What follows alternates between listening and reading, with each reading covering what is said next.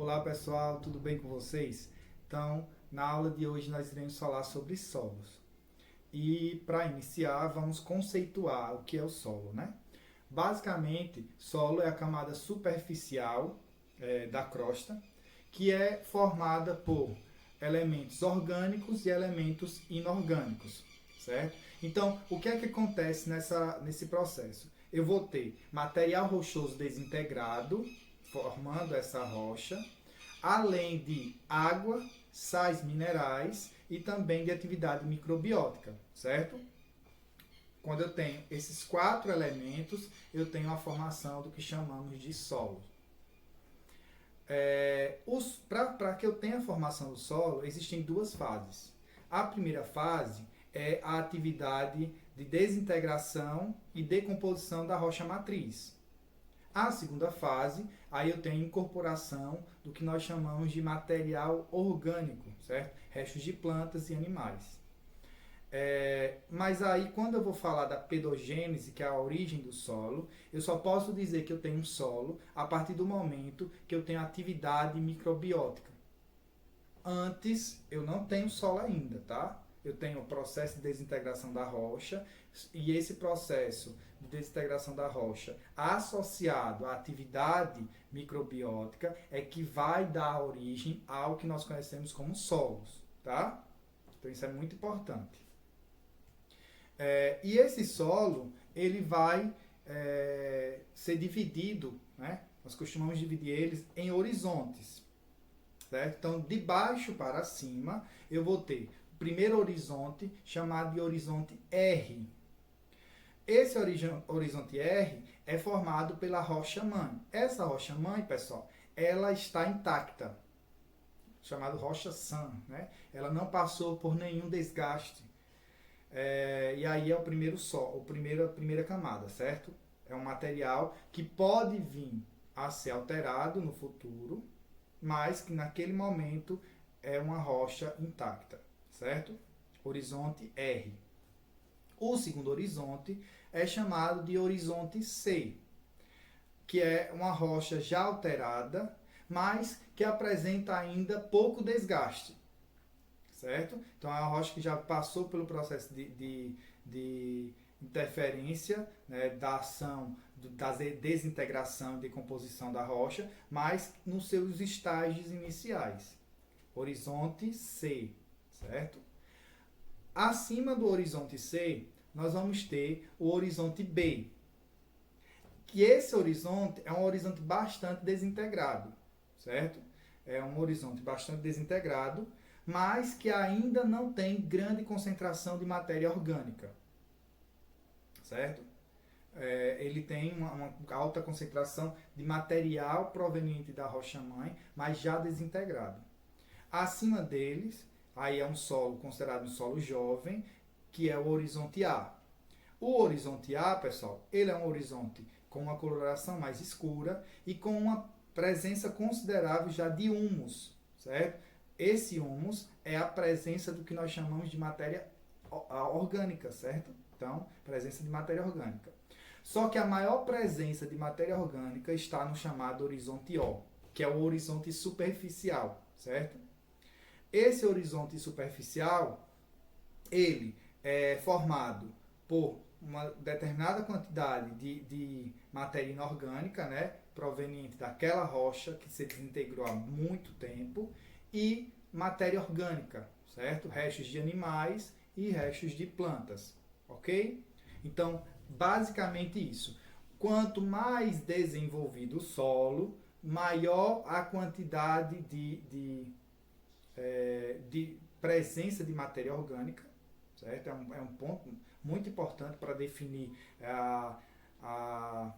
o desenvolvimento de um solo, é a presença de matéria orgânica, tá? E os solos mais escuros costumam ser solos mais férteis. Não é regra, tá? Mas solos mais escuros costumam ser mais férteis devido à grande presença de matéria orgânica. E aí chegamos na parte de classificação dos solos. Os solos eles podem ser classificados em eluviais ou zonais, ou aluviais ou azonais. E qual a diferença aí? Vamos lá. Primeiro tipo. Os solos que são classificados como eluviais, eles possuem como fator principal de formação o próprio clima, certo? Então, o que é que vai causar a desintegração da rocha? O intemperismo, certo? Então, o próprio clima, ele causou a desintegração e decomposição da rocha, formando o que nós conhecemos como solos eluviais ozonais. Já os solos aluviais, eles estão ligados com o transporte de sedimentos. E esse transporte de sedimentos, ele ocorrendo por meio de rios ou do próprio vento, certo? Então, o tipo de solo aluvial, ele costuma estar associado a rios, certo? Então, nas margens de rios, o solo que eu costumo encontrar é o solo aluvial, certo? Eluvial ligado ao clima, aluvial ligado principalmente ao rio, aos rios, na verdade. Ok? No caso do Brasil, pessoal, existe uma classificação dos solos, certo?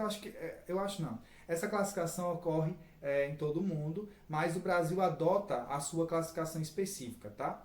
E nessa adoção é preciso o quê? Definir critérios para poder catalogar e fazer a taxonomia dos tipos de solo, certo? A classificação dos tipos de solo. Então, quais são as características que são levadas em consideração para fazer a classificação do solo aqui no Brasil? Primeiro, características morfológicas, físicas, químicas e mineralógicas do solo, certo?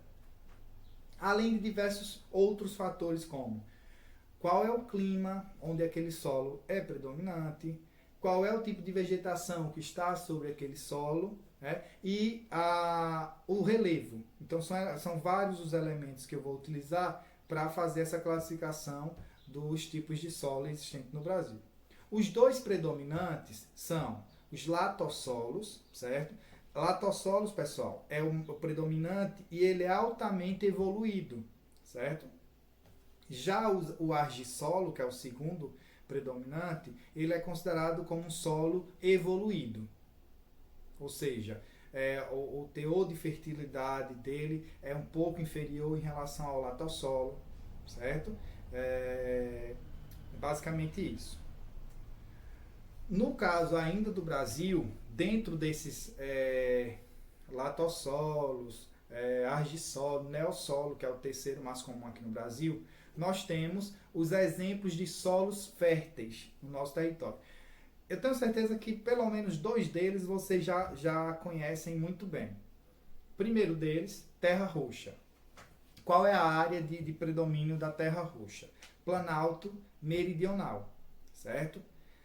A terra roxa ela tem associação direta com a rocha basáltica, né? A decomposição da rocha basáltica, que é rocha de origem vulcânica e extremamente fértil.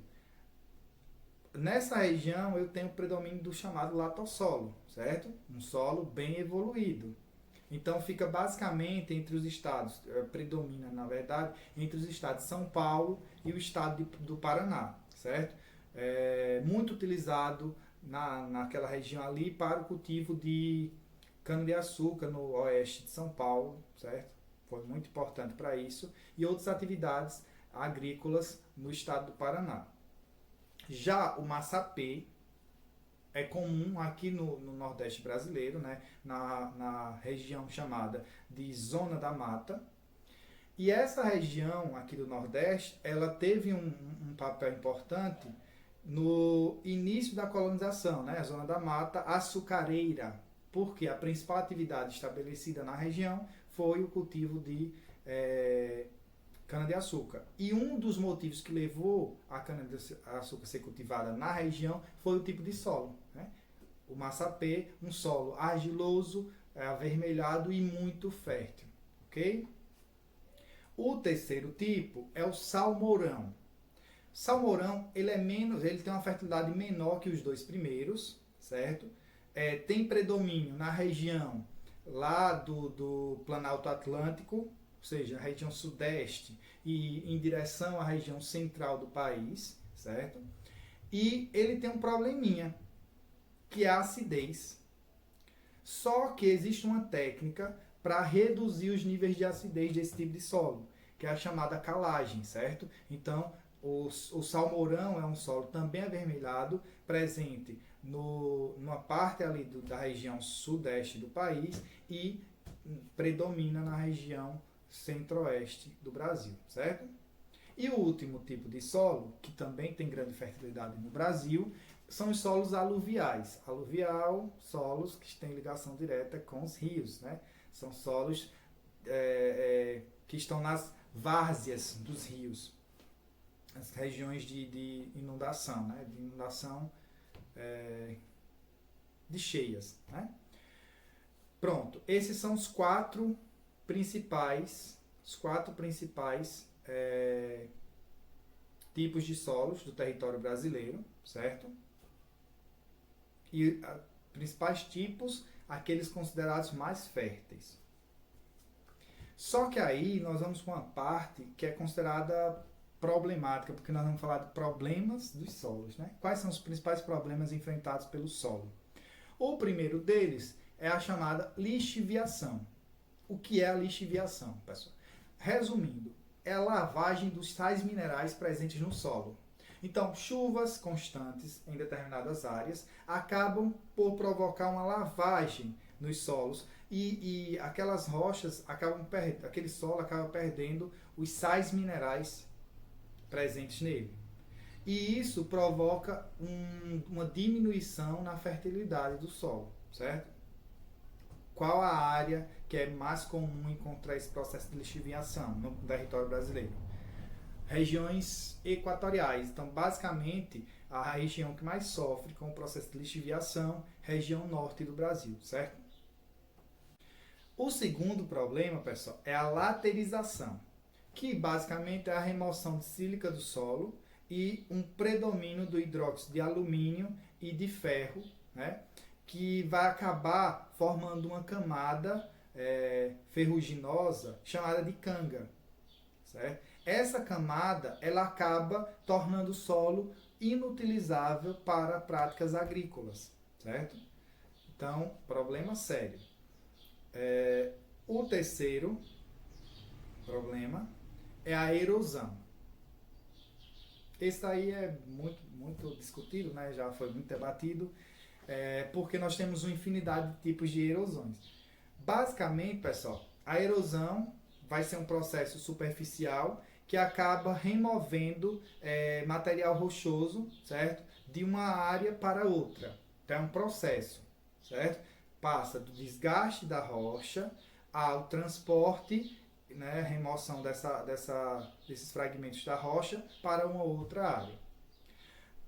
Nós temos os tipos de erosão, né? Erosão eólica, provocada pelo vento, erosão pluvial, provocada pela chuva, fluvial, provocada pelos rios, certo? Então, esses processos aí, os três, são processos danosos para o solo, certo? No caso da lixiviação, no norte do país, o que acontece é que a própria floresta ela consegue repor rapidamente os nutrientes do solo, certo?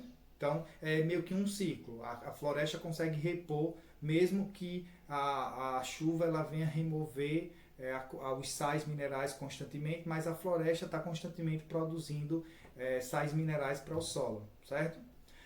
A laterização é um processo complicado de você controlar, certo? Porque essa remoção da sílica acaba deixando e tornando o solo impróprio e ela tem ligação com regiões úmidas, mas que ela é intercalada, tem um período chuvosos intercalados com períodos secos, certo? Então esse período chuvoso acaba removendo a sílica. No período seco, eu não tenho mais a presença da sílica. Então eu só vou ter ali basicamente o hidróxido de alumínio e o hidróxido de ferro, certo? No caso da erosão, existem algumas técnicas para resolver, minimizar, controlar, né, o processo de erosão. Primeira delas, terraceamento e curva de nível, certo? São duas técnicas diferentes. O terraceamento, basicamente, é você em locais de determinada altitude, você que vai precisar praticar atividade agrícola, né? O terraceamento é quando você vai praticar atividades agrícolas, né? Você constrói terraços, certo? Altimétricos ali, você vai construindo terraços para poder diminuir a força da chuva, né? No processo de transporte de sedimentos. Então, aqueles terraços que você vai construindo, né? terraço, vai controlando o fluxo de água, né? Observem a imagem que fica mais fácil de vocês compreenderem. Terraceamento, certo? É muito comum na região do Sudeste Asiático para o cultivo de arroz. A curva de nível, ela não vai precisar necessariamente da construção dos terraços. A curva de nível ela vai obedecer cotas altimétricas, certo? Então, eu vou estar plantando de acordo com cotas altimétricas na tentativa de controlar a intensidade também do fluxo de transporte de sedimentos, certo? Também observem a imagem que vai facilitar para que vocês entendam, compreendam direitinho o que seria a curva de nível. O terceiro, reflorestamento. Repor as árvores, porque as árvores conseguem conter o processo erosivo, né? Elas conseguem segurar o solo, né? Não permitir que esse solo ele acabe passando pelo processo de erosão. É muito importante, principalmente nas margens dos rios, certo? Reflorestamento.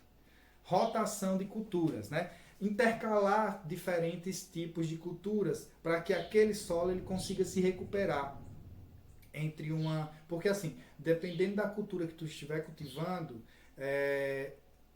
determinados nutrientes vão ser mais utilizados. Então, a ideia é que você utilize uma outra cultura para repor aqueles nutrientes que foram retirados pela cultura anterior, certo? Então, são cuidados com o solo. Temos a rotação de terras. No caso da rotação de terras, é você plantar em uma área, esperar, aí plantei, colhi e tal, não vou plantar no próximo ciclo nessa mesma área. Eu vou mudar para outro local, certo? E vou deixar essa primeira área repousando. Depois de um determinado tempo é que eu vou retornar a utilizar a área primeira, certo? Porque ela já passou pelo período de descanso e ela já conseguiu se recuperar. Temos também o sistema de palhagem, porque solo exposto é um solo propício à erosão. Então, usar palhagem, colocar essas palhas, né, no solo, acaba que diminui o processo de erosão. Então, é uma técnica que também é muito utilizada para controlar processos erosivos, forrar o solo com palhagem, certo? E temos também o sobreamento, né, que é basicamente uma técnica que vai intercalar culturas permanentes com culturas temporárias, principalmente leguminosas, certo? E utiliza-se a sombra dessas culturas permanentes para evitar, por exemplo, os danos a essas culturas de leguminosas em relação aos raios solares. Além disso, também a proteção do próprio solo, certo? Então essas são as principais formas de conservação do solo. É claro que tem várias outras, mas essas daí são as principais. Nossa aula acaba aqui, né? Foi um prazer estar com vocês e até a próxima. Cheiro no coração.